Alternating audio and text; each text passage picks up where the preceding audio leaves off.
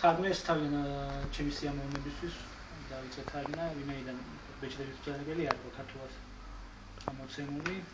რამდენი წესი ყავდა მაშინ? ეს დავიწყე 2006-ში.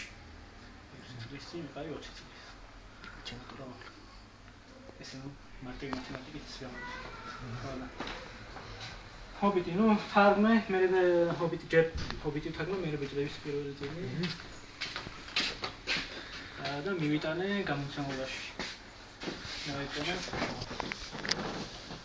მოეწონა დამიკავშირდნენ გადაწყდა რომ გამოიცემოდა ჰობიტი და ბეჭდების მბრძანებელიც.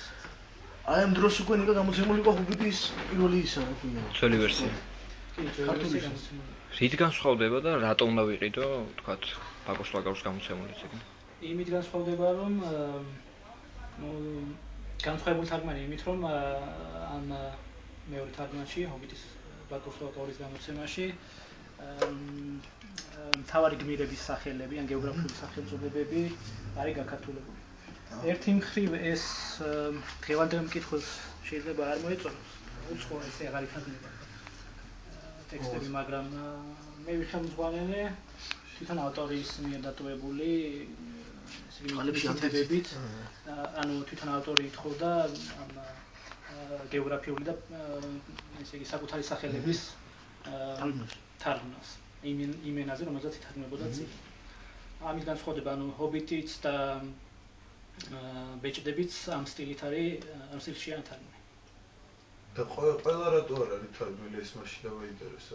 ყველა სახელი არ არის თარგმნილი. ყველა არის ზოგიერთი სახელი, რომელიც უნდა დარჩეს. აი თქვათ თვითონ ავტორის მიერ გამოგონილ ენაზე შექმნილი სახელი, ანუ ელფურ ენაზე თქვათ არის სახელები, ან ძველი ინგლისურ ენაზე, რომელიც თქვათ თანამედროვე ინგლისურისთვისაც გაუგებარი, ანუ უშინაარსოა თქვათ. ესეთ სახელები უნდა დარჩენილიყო. რაც ინგლისურად იყო ყველა თარგმნილი. რაც ინგლისურად იყო, რაც შინაარსიანი იყო, კი. აი მაგალითად ბევრს ხა ძალიან იცი ამას მოხდა თვითონ სანამ წიგნის გამოვიდა, მანამდეც შეიტყო რაღაც წრემით, რო თქვათ ამ ტოლკინის ისეთ გაბრაზებული ვიყავი, ამგელი რო ერთხა ნერვები ამიშალა თავი. მე მივიჩვიე რაღაც. და მაგიტომ სპეციალურად მე დავუკვირდი